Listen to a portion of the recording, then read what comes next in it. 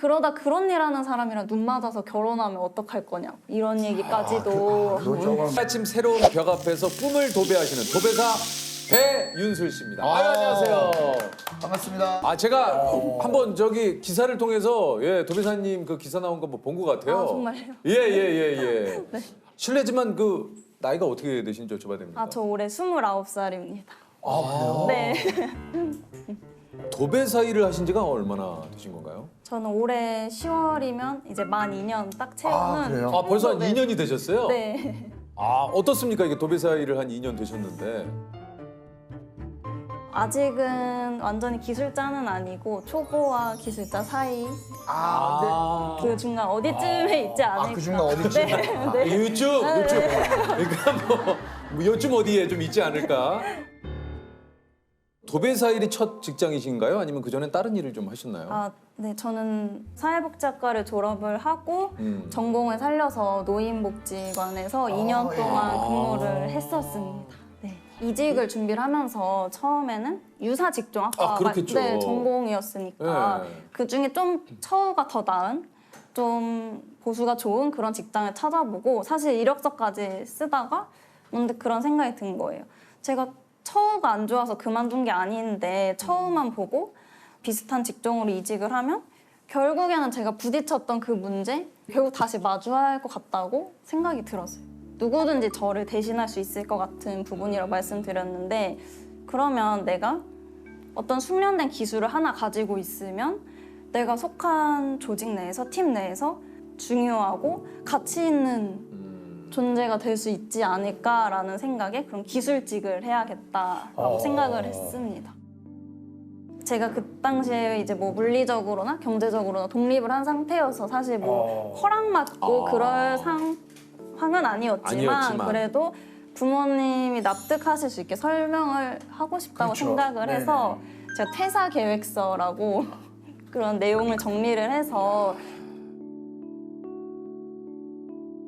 부모님이랑 저희 언니한테 이렇게 공유를 해서 한번 읽어봐달라고 하고 아 저는 이런 게 신기해. 그 요즘 분들은 뭐 이렇게 뭐 계획서를 쓰시더라고. 뭐 퇴사 계획서.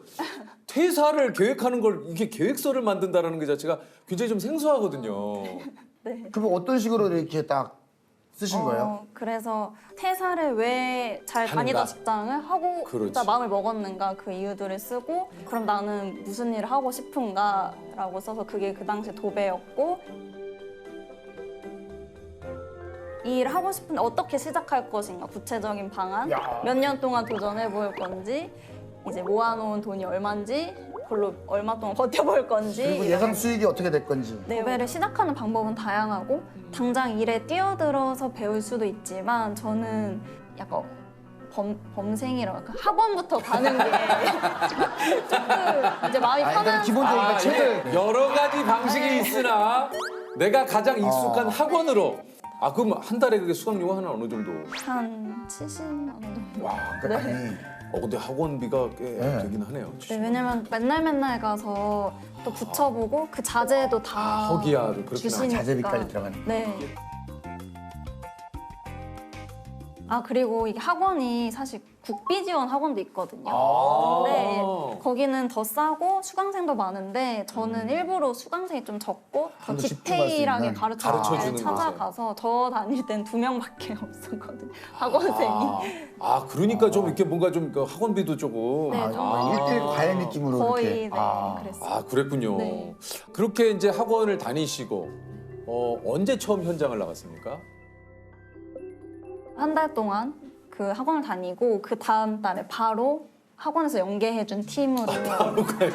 네, 한 달 만에? 바로 벽지를 붙여야 되더라고요. 바로 현장 아니 근데 없어요, 네. 학원에서 한 달 배운 걸로 됩니까 그게? 절대 안 되고 학원 네. 배운 건 아예 효과가 없고 초보자는 보통 사수인 반장님이랑 짝을 지어서 좀 데리고 다니면서 가르쳐 주시면서 일도 시키시고 그럼 또 반장님이 또 어떤 분이냐에 따라서 또 달라지죠. 네 엄청 많이 달라지더라고요. 사수의 성향에 따라서. 반장님이 어떻게 좀 그 무서우신 분이었습니까? 아니면 아니요 무섭지는 않고 처음엔 제가 하도 너무 긴장을 많이 하고 제가 진짜 손을 막 덜덜덜덜 칼질을 해야 되는데 덜덜덜덜 떠니까 오히려 긴장하지 말라고 실수 당연히 하는 거고 실수하면 그냥 잘 빨리 불러라. 너무 네 그렇게 해주셔가지고 이런 분이 있으면 좀 든든해요. 네. 그쵸.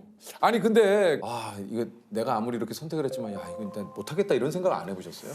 딱 첫날 일을 하니까 아, 이거 할 수 있겠나 없겠나라는 생각도 안 들 정도로 그냥 기절해서 잤거든요 집에 가서.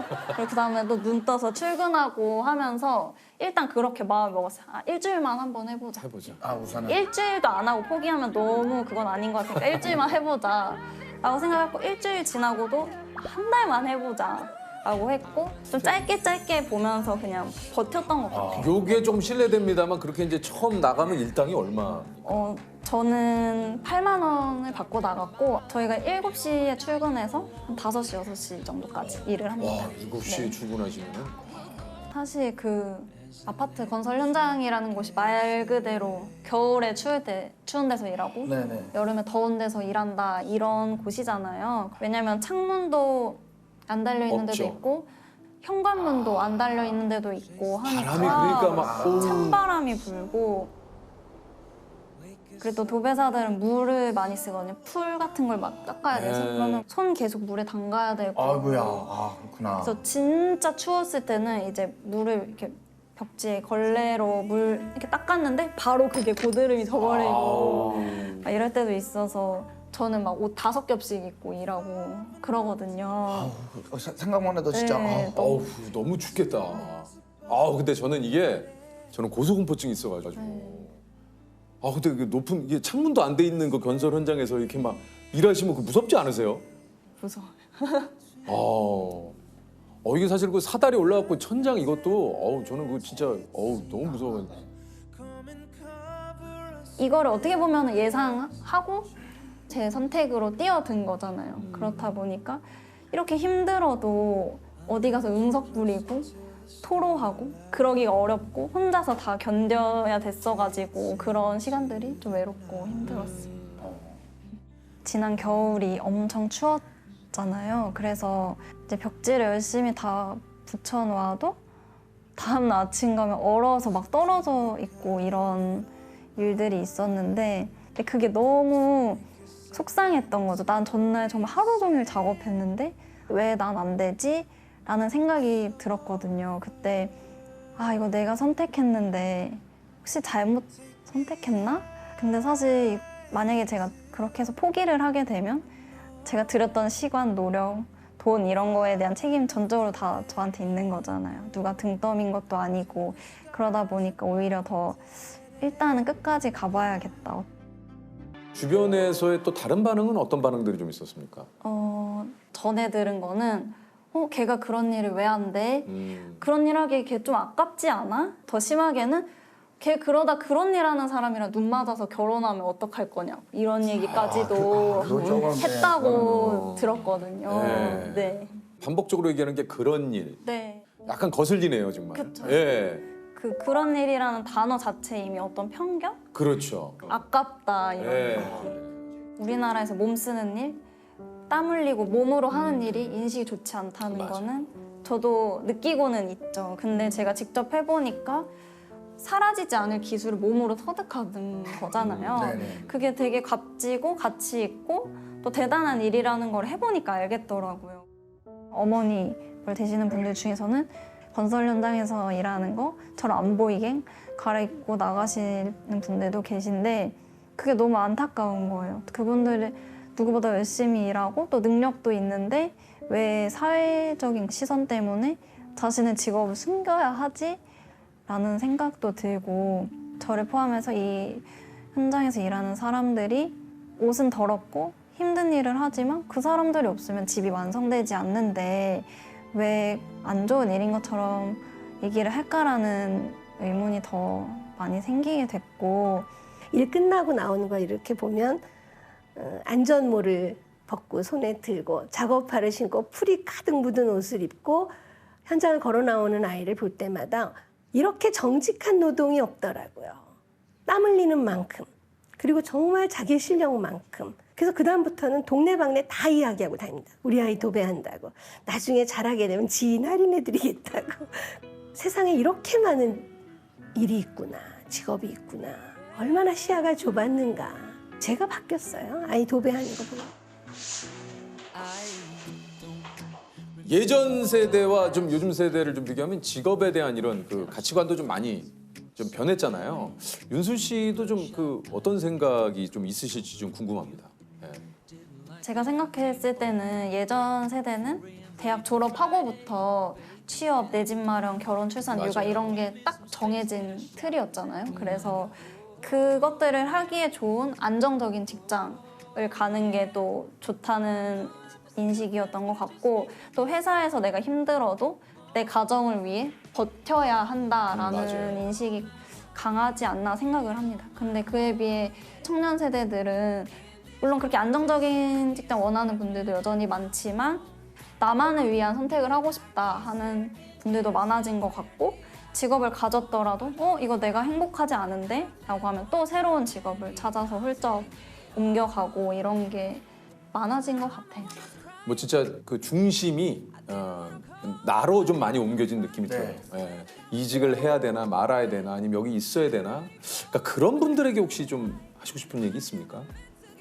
저는 그런 분들 고민하시는 이유 중에 또 한 가지 큰 부분은 주변의 시선, 평가 이런 부분도 있는 맞아요. 것 같아요. 근데 맞아요. 그런 평가나 부정적인 시선은 한순간이더라고요. 또 찰나이고 지나가 버릴 순간인데 직장 생활은 오래 하잖아요. 맨날 일해야 되고 매일매일 출근해야 하는데 그 찰나의 평가, 잠깐의 그런 말들 때문에 내가 평생 원치 않는 일을 해서는 안 되지 않을까. 맞습니다. 이거예요, 이거.